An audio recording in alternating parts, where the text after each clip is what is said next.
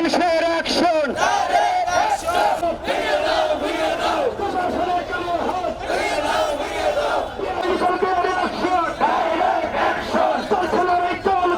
আন্দোলনী শক্তি আন্দোলনী মুক্তি আন্দোলনী মুক্তি আন্দোলনী শক্তি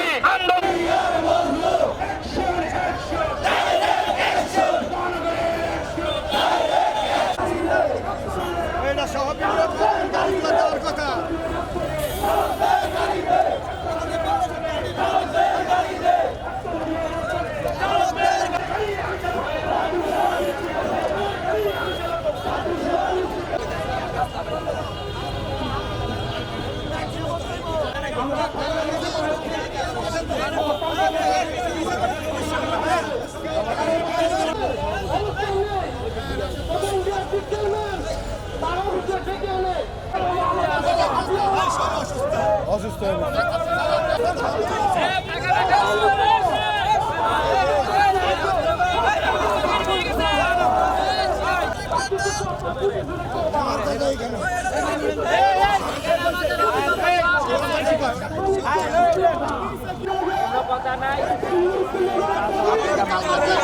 বলছি 2500 টাকার মামলা দিতে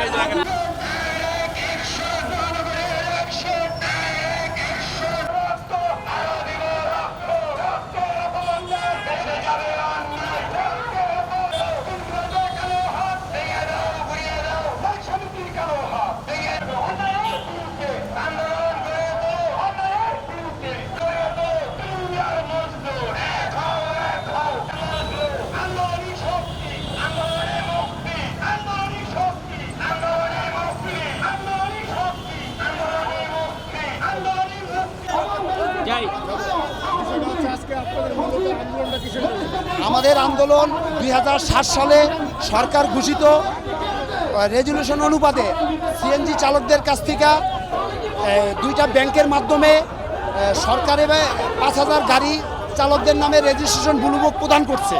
সেই গাড়িগুলো 2007 সাল থেকে আজকে 2025 সাল পর্যন্ত আমাদের এই গাড়িগুলো দিচ্ছে না। আর আমাদের সরকার ঘোষিত 900 টাকা রেজুলেশন অনুপাতে এখান থেকে যতবারই রেজুলেশন আইন পাশ করে দেয় মালিক সংগঠন সেই আইন মোতাবেক কখনোই জমা নেয় না। 900 টাকার পরিবর্তে তারা 1200, 1300 এবং 1600 টাকা পর্যন্ত জমা নেয়। আমাদের সিএনজি চালকরা যে টাকায় উপার্জন করে, সারাদিন উপার্জন করে, তার বেশিরভাগই মালিকদেরকে দিয়ে দেয়। আমাদের বাল বাচ্চার জন্য আমরা এখানে কিছু নিয়ে যেতে পারি না। তো আমাদের দাবি 900 টাকা সরকার ঘোষিত আইন অনুপাতে তারাও মানুক, আমরাও মিটার অনুপাতে গাড়ি চালাই, আমাদের মিটারটা একটু আপডেট করে দেব। এটাই আমাদের ন্যায্য দাবি। এবং এই 2007 সালে যে গাড়িটা ওইটা আমাদেরকে দিয়ে দেব। যেহেতু আমরা এত বছর ধরে করছি, তাহলে আমাদের এই বিআরটি এই দুর্নীতির আখড়া এখানে মালিক সংগঠনের কাছ থেকে বিভিন্নভাবে মোটা অঙ্কের টাকা পয়সা খেয়ে তারা ওই মালিকদেরকে বারবার গাড়ি দিচ্ছে।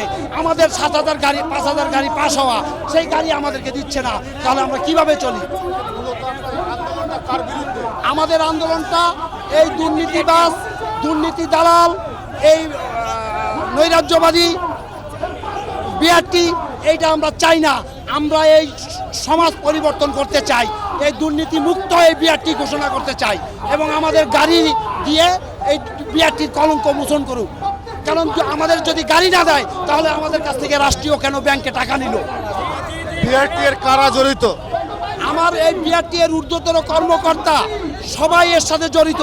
না হলে বারবার মালিক সংগঠন গাড়ি পাচ্ছে, সিএনজি চালকরা কেন 2007 থেকে 2025 সাল পর্যন্ত তাদের গাড়ি পাবে না?